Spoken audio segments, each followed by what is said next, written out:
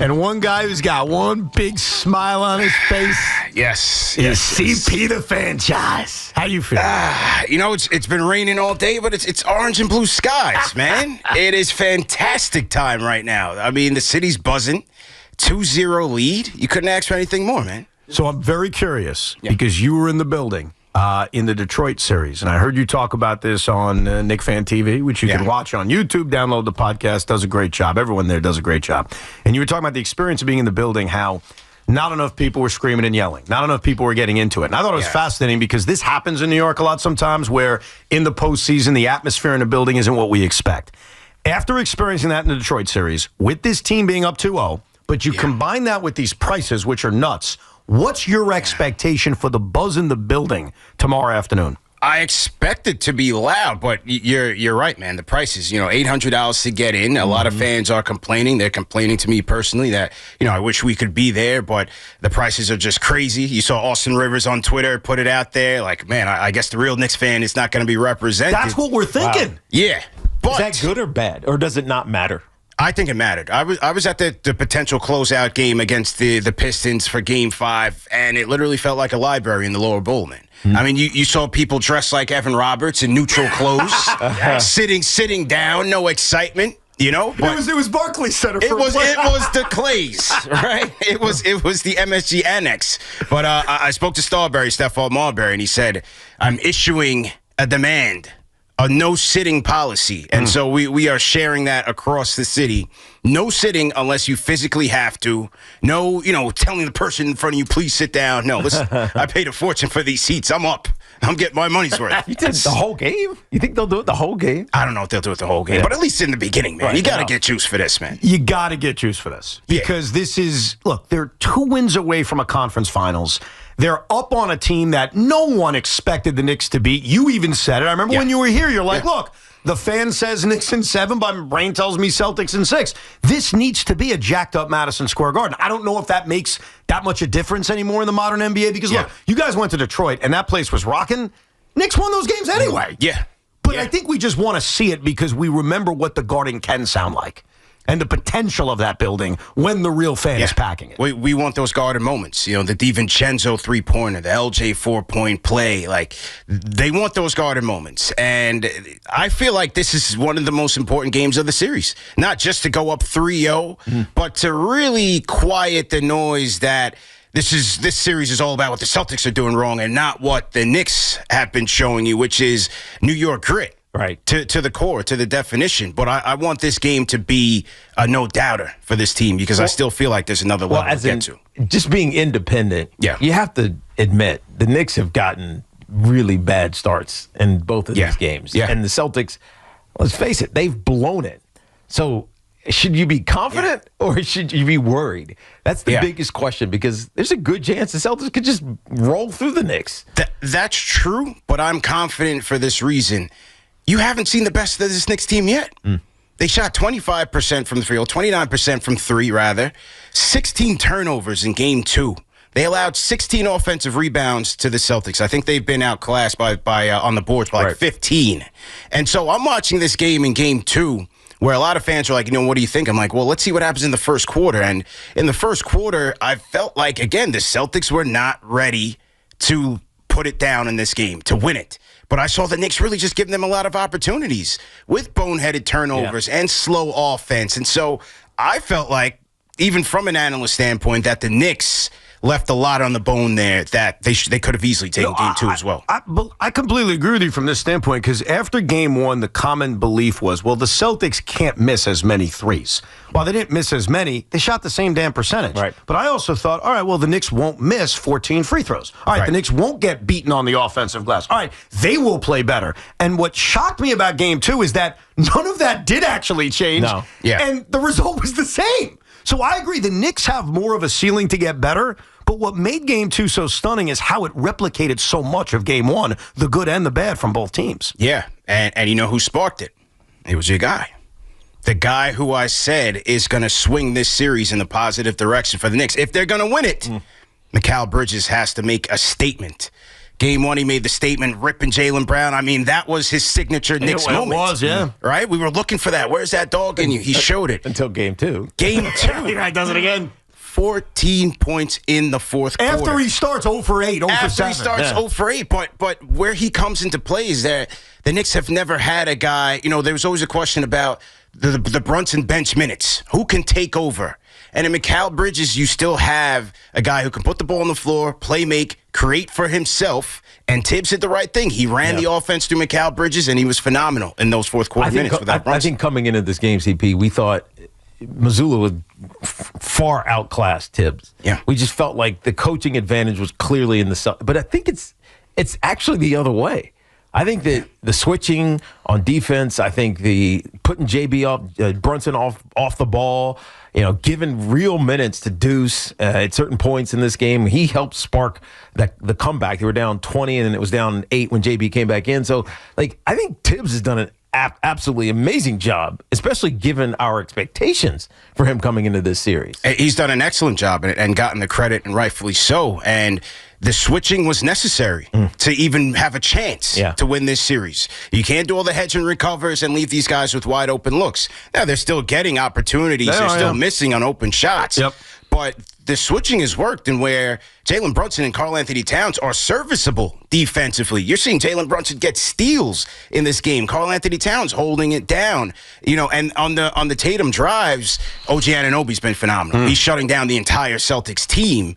But even when Tatum is driving, the Knicks are staying in their shell, and they're getting out on the three-point shooters very well. So the defense, it starts with their defense, and they've been doing a great job so far. Now, speaking of their defense, and I find this kind of storyline so fascinating. So when Mazzulla started to hack Mitch, my initial reaction is, all right, crappy free throw shooter. And then you realize that's not what this is about at all. And we certainly saw it in obvious fashion in Game 2. He's hacking Mitch because he's such a threat defensively. Mazzulla's saying, I want him out of the game. Yeah, I think it just sends a bad message to his team. It's like, we're scared of Mitch. It's a bad message, but it's also real. It is real, but it just, I don't know, it's emasculating to his own team.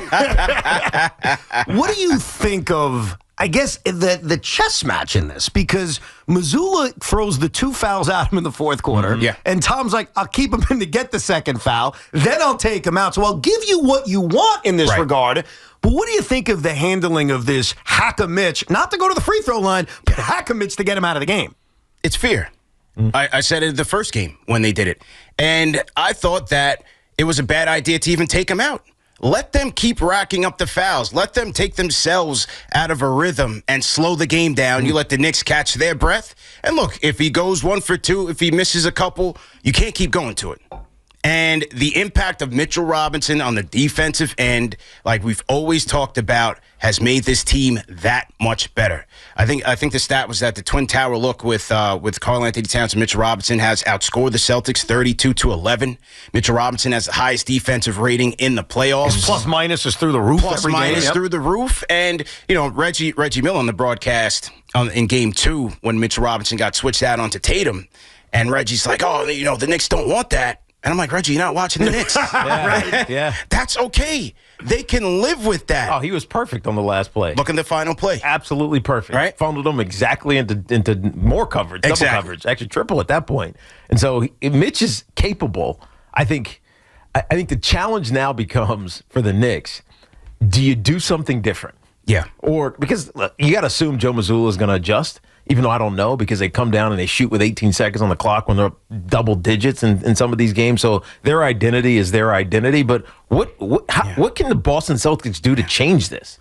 Well, what I like what they did was the play before the final play when they stuffed Tatum was they played faster. Yeah. They ran a high pick and roll to bring Mitch up a little bit further, and then he blew right past him and got to the basket. I think they're going to do a lot more of that in Game 3 with both Mitch Robinson and Karl-Anthony Towns, because once you pull them away from the basket, it makes it easier to get those paint touches and either get to the rim or kick it out for more open threes. And so the adjustment that the Knicks made was that on that last play, he stepped back a little bit. Yeah. Now, if he does that in Game 3, is Tatum going to pull up for more threes? Is he going to get back to himself? I mean, at this point, you just want him to keep taking them. Keep taking them. Right? Keep taking them. Open or contestant, it doesn't seem to matter. Why has he been so bad in this series? I know he had the injury in the Orlando. I think it was a shooting wrist. He is wearing tape on it, but this is unexpectedly bad for Jason Tatum. I mean, that's why you can't expect it to last, right? Yeah. And so for the Knicks, that's why Game 3, you have to go out and take this one. But, look, I think the Knicks have done a good job. OG Anunoby has been ferocious defensively. Even in Game 2, where he doesn't do much offensively. He's great defensively. He's great. Mikal Bridges, same way. Like, they've done a great job of showing him a lot of attention. And when he's making those drives, you see 4 guys are still getting close in there, and they're digging in. They're putting their arms out there, trying to disrupt things. Even on that last play, Mitchell Robinson forces him to his weak hand. Yep. He loses a dribble just for a second, and that split second could have made the difference in him getting a good quality shot off and ultimately how the last play ended. The other thing that is so different in this series, and you should smile when I say this, because I'm just going to be honest, even when I'm wrong. Right now, late in the game, you're trusting Jalen Brunson 50 times over Jason Tatum. Yeah. And so I know we had the debate of who's the better player, who's the bigger star. Forget all that. In the moment, if there's 2 minutes to go in this game and the game is close, like Game 1, like Game 2, it's not even close who you're trusting. It's like one guy is Mariano, and the other guy, just to go back to the long era ago, is Armando Benitez, the former Met closer. I mean, honestly, and that's the difference. And it's not even like who's the better player, who's the Hall of Famer. We'll have a fun debate about that as the years go by. But in this moment, in this series, I'd be lying to you if I said I didn't trust Jalen Brunson 10 times over Jason Tatum right now. Well, you should have taken my word for it last year. When you didn't know this last year. When I schooled you about this right here last year, you vehemently disagreed with me. And I told you, Brunson in a big spot. What happens? He's the clutch player of the year. He's Captain Clutch. Everybody's stealing my Captain Clutch line, hook, line, and sinker all over mainstream media. They haven't compensated me yet for it, but that's okay. I'm enjoying it. Should have trademarked. Right, but man, leading the playoffs, 40-some-odd points, clutch points. Karl Anthony Towns second with 21, and then the rest of the pack, I think the rest of the non-Knicks, I think it's Halliburton with like 18. Yeah, he's like doubling guys in fourth quarter point. It's actually remarkable. Like, he was clutch last year. Don't get me wrong. This is Jordan-like stuff. And that's kind of the mind-boggling part of Jalen Brunson. Like, went from good signing to, wow, he's really good, to, wow, he may be a superstar, to he's doing Jordan stuff in the postseason. It's unbelievable to watch. Even off that miss, which was such a beautiful play by Tom Thibodeau in Game 1. We have to give him some love for that. Yes. Like, there's still that level of confidence of, get the ball in his hands in the final few minutes or final few seconds. He'll make a play, and he'll get you victory. That's why my whole thing with them in this series is keep it as close as you can. Yes. Keep it as close as you can. Now, both games, they're down by 20 points in critical spots, but give them credit for keeping it close because Brunson will deliver 9 times out of 10. And I still feel like there's another level for him to go. I don't feel like, as in, grand scheme of things in both of these games, that he's had great games. He's had good closing. He's been good closing, but I still think there's another level. Oh, yeah. Game 2, he didn't have the great. And that's kind of to the point of, yes, the Celtics have been awful. Yes, the Celtics should play better. But there's a lot of aspects of the Knicks where they need to get better to also match the Celtics getting better to continue to compete in this series. And that's one of them. Yeah. So there are things that the Knicks have to get better at. What's number one in your mind that they need to improve at looking at Game 3 and 4 to win this series? Cut down the turnovers. Yeah. I think the turnovers, I always say Boston, they are number one in those careless turnovers that will turn into a three-point shot, a second chance opportunity, and then another wide-open three. And it happened in Game 2, where OG Anunoby gets a rebound. As soon as he brings it down, Jaylen Brown from right behind picks his pocket, and then Jaylen Brown ends up scoring the three. So those boneheaded turnovers they can't afford to have. And then I still think that Karl Anthony Towns can be more dominant. Well, nobody can stop him. Yeah. No one can stop him. When he gets, like, there are times in which you're like, no one in Boston can stop this guy, and you almost get frustrated that he's not getting fed enough.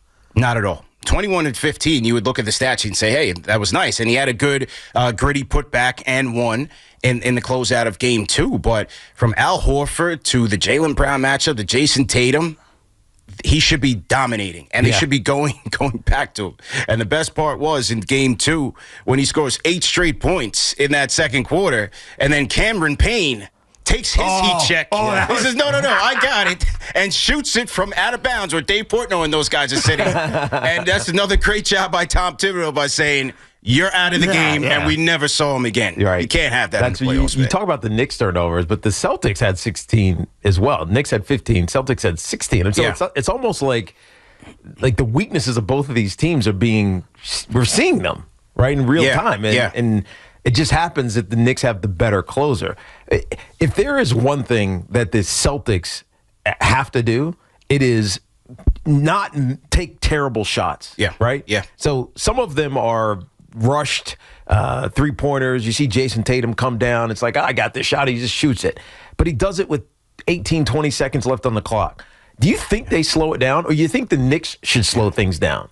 No, I think the best version of the Knicks is playing fast, especially when you have guys like Josh Hart out there. The challenge to that is that they get run away from when they try to do that. Yeah. Like earlier, they just got run away from. Yeah. They just weren't as good as the Celtics at doing that. It's a give and take, but for me, like, when they get stuck in those half-court sets, it kind of bogs down, and then they wait for Brunson to make some magic. But I also think the Celtics are going to be playing a little bit faster, especially if the Knicks are putting those twin tower looks, those two bigs. They're going to try to shift them around, get the ball moving, and play a lot faster with the ball in Tatum's hands. You mentioned, and we're talking to CP, the Fanchise, Game 3 is tomorrow. You're going to Game 3, right? You're in the building. No question, I'm in there. Now, I know you probably hope we don't have to make this trip, but we are going to Boston for Game 5. We are invading that city for Game 5, whether it's the Knicks trying to close them out. We were in Philly for the closeout, so we're good luck. Or it's to try to save your asses because it's 2-2. Or maybe we don't go because you sweep them. Do you expect Celtic fans in the building, by the way, tomorrow? Yeah.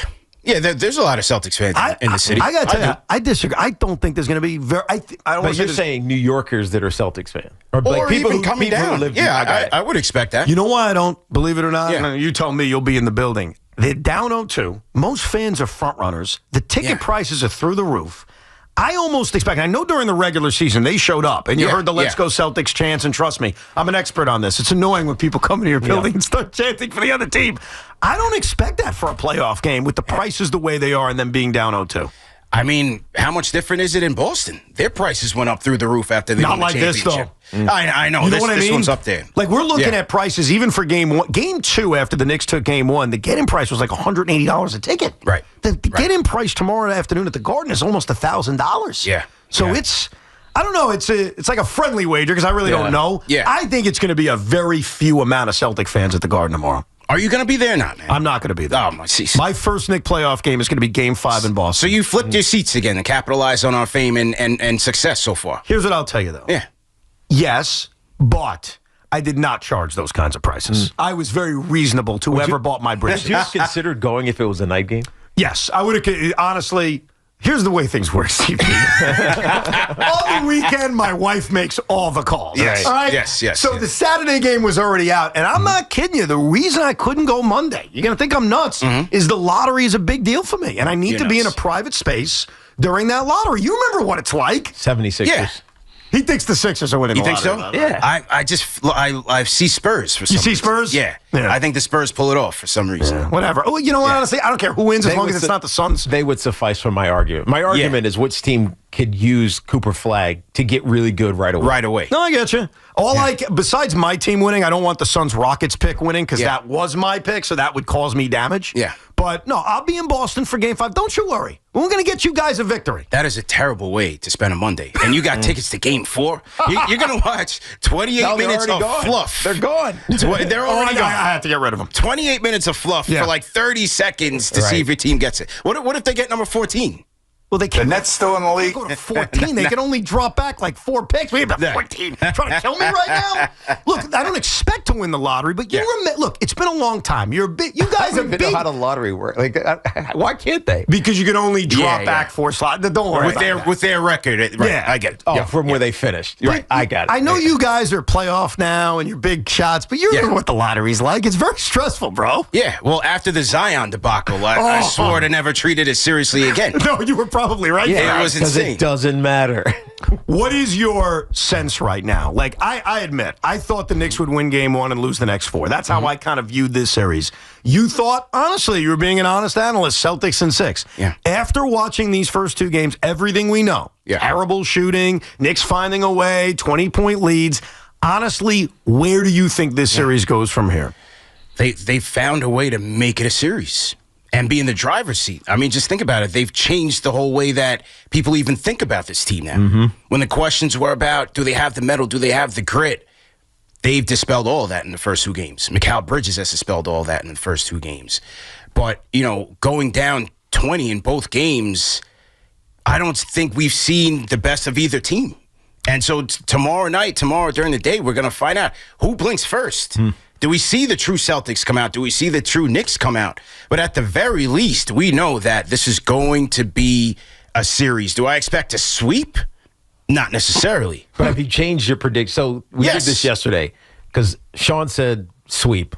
He was wrong, so he had to change his prediction. Evan said Celtics in 5. 5, yeah. Which obviously that can't happen, so she had to change his prediction. Tommy and I are still kind of on. Knicks could win in 6, like Tommy said, or the Celtics could win in 6. That would be sweeping the next 4, obviously. But what do you still think Celtics in 6, or is this now? No. What do you think? I'm going with Loogie, man. Loogie stood on business early, man. When he said Knicks in 6, he's been representing us well. And just on what I've seen, the way this team is playing defense. Knicks in 6. Knicks in 6. Does this become a series because you won the first 2 on the road? Yeah. Where you got to win this series, or the view of this season will look very disappointing. No. To me, you got to win the series. Yes, you got to win the series now. This is a wounded team. Even though we haven't seen them shooting at their best, the Porzingis injury looks a little bit different. I think Jaylen Brown, even though he had a better game 2, he's a little bit different. Jrue Holiday's not the same. I think the series is there for the taking. They have to win this series. Absolutely. I agree with you. Yeah. I think that expectations change throughout a season. And once you get there, I mean, I'll use the Mets as an example because there is some similarities. I think the Mets and the Knicks have a lot of similarities besides the orange and blue. When the Mets got to 1-1 against the Dodgers, it's like, we got to win the series. Yeah. Like, what are we doing here? We split the first 2 games. You got the next 3 in your own building. I don't want to hear how great their roster is. Beat them now. So I do agree that once you get to a certain point, the expectations change. I think coming into this series, my view would have been, you know what? You give them a hard-fought series. It's tough to kill anybody. But I think now being up 2-0, the expectation is you got to finish the job. And one thing we can really, take from this and learn is that Game 1 and game, 82 and beyond, it's different season. Bro, I can't. Different players, physically, mentally. I think physically is the big thing. You mentioned it with nobody knows what's going on with Kristaps Porzingis, but I mean, he looks slow. Right, he missed most of game 1. Winded, whatever. Even if he does come back and he's healthy, but I don't think he will be. He's not in condition to do this. Yeah, right, and play a grinding game like the Knicks are going to force you to play. I think that's the biggest takeaway for me is this Knicks team is just going to grind you. Like, they're conditioned to do this. We complained and bitched about the minutes police all season long with Tibbs, but it conditioned them for this. Yeah, and so far, knock on wood, most of these guys are still healthy. And what's so funny about that is the debate all season was about the minutes, and we gave credit to the Kenny Atkinses and the Mark Daniels, to how they go deep into the bench and they're resting guys and they're prepping guys for the postseason. And now the Cavaliers are the most injured team in this postseason. The Knicks are the most healthy. They're going to lose. They might get swept. You can't protect yourself from the future injury as much as you try. You just can't. And look, this is challenging for me, and I'm sure it is for you, because you watch every game. KnicksFanTV's on after every game, and so you care about the regular season. And I care about the regular season, too. I'm a stupid season ticket holder. I watch every game of the Nets, and I care. But this was a reminder, and I learned this a few years ago. As much as we care about a regular season game against the Celtics or the Cavaliers or the Thunder, and your fans call up emotional after a loss, it doesn't freaking mean anything. It doesn't mean anything, man. Like, and that sucks because I care, you care, we all care. But what does it mean when we're here? I think that becomes a challenge about the cliche negative one that you keep talking about, that the regular season doesn't matter. It doesn't. Or you got to, the first, 40 minutes of a game doesn't matter. Well, I don't agree with that. You just got to watch the fourth quarter. But that's BS, by the way. It is BS because obviously so much happens in those first 40-something minutes. But at the same time, all you got to do is get to the postseason. Just get there. Get there. We saw it a couple of years ago with Miami, and they were flawed, and they made their way all the way to the final, right? So it gets challenging to watch regular season basketball just because there's so much of it. But it means something when it relates to how you're going to play in the postseason. I think that's the real. What does 0-11 mean now? All those losses against good teams doesn't mean anything. Nothing. Yeah. But you're a 3 seed. You lost all the top tier teams, talking about the Knicks, but you're still a 3 seed. Yeah. Now, if you lose all those top tier teams and you're a 7 seed, you're fighting for the play-in. That's a different grind. So it matters, but it also doesn't. It's a weird juxtaposition. Yeah, it's weird, man. And I remember when they lost those back-to-back games to San Antonio when my guy dropped a record, 34 points off the bench, and then they go to Charlotte and they get blown out, and fans were just, this team's cooked, started over, fired Tibbs, first-round exit. And I'm telling fans, like, these games don't matter. Yeah. And they were pissed at me. They get pissed at me like once. At one point every year, they get very pissed at me. They're coming with pitchforks. I'm ready for it. I think Tibbs has earned the benefit of the doubt in the regular season. You can't fire him off of stuff that's happening in the regular season. Yeah. If he keeps failing to achieve or advance past the second round in the playoffs, that's a different conversation. Yeah. But the regular season, you can't judge this head coach. Well, no, go ahead. No, well, I was going to say, once Mike Malone hit the chopping block with a week left, Knicks fans were saying anything's possible, like KG. But I think there was some other stuff going on. Sure. The thing that's interesting about Thibodeau, when I look at his entire resume, obviously here with the Knicks, you go back to his time in Minnesota briefly, but Chicago, he has only coached a team to a seed upset. Forget about Vegas odds. Like where you're seeded in the NBA playoffs twice his entire career. And I'll give you both examples, and I think we'll all agree that those upsets are fugazi. Cleveland Cavaliers with you guys a couple years ago. Soft-ass team. True. Fugazi. The other one, which I will say was fugazi, was when they beat the Nets in Brooklyn in a Game 7 where they almost blew a 3-1 lead and Derrick Rose was practicing but never playing. Yeah. Fugazi upset. Yeah. So Tom Thibodeau hasn't had like that postseason, whoa, that's a shocker. This would qualify. This would be his best coaching in terms of postseason victory he has ever put together in his NBA career. Yeah, no question. But he also has the pieces. He does. He may not have had that at times. Though I thought he did in Chicago, in fairness. The problem is he ran into a dynastic team in Miami. Yeah. You can't help it. But, from Brunson to the way OG Anunoby's playing, man, I mean, that dunk on Derek White was sensational. But, Mikal Bridges and Karl Anthony Towns and Deuce McBride playing off the bench. Deuce McBride, I brought this up after game 2. Like, he scored 8 points off the bench. Yeah. All of them came in the third quarter right after they went down by 20. So sometimes it's not the amount of points, it's the timeliness of it. And those were the timeliest 8 points a guy could come up with. Yeah, and this team, rotation-wise, look, it's built for the playoffs. You're going to go shorter rotations anyway. And so for a team that was lacking the depth in the regular season, when you look at their front 7, if they're all playing at their peak, they're still going to be a tough out. Right. Now, if you want... No, 5 points for Deuce. 5. The 3 was Josh. Okay, there you go. Josh Hart, too, was a part of that run right after going down by 20. If you want... Yeah. There's an extra seat in my car if you want to come to Boston on Wednesday. Imagine us on a road trip, breaking down the Nets draft after I know a lot of results. Right. Thank you, CP. We always appreciate it, man. Anytime. You, CP, the Fanchise, KnicksFanTV, they're on after every game. It's the best post game. I've always said that. So enjoy it as the Knicks get set for Game 3 against the Celtics at Madison Square Garden. Sean's got a Cinco de Five-0. We'll get you ready for the Mets and Yankees.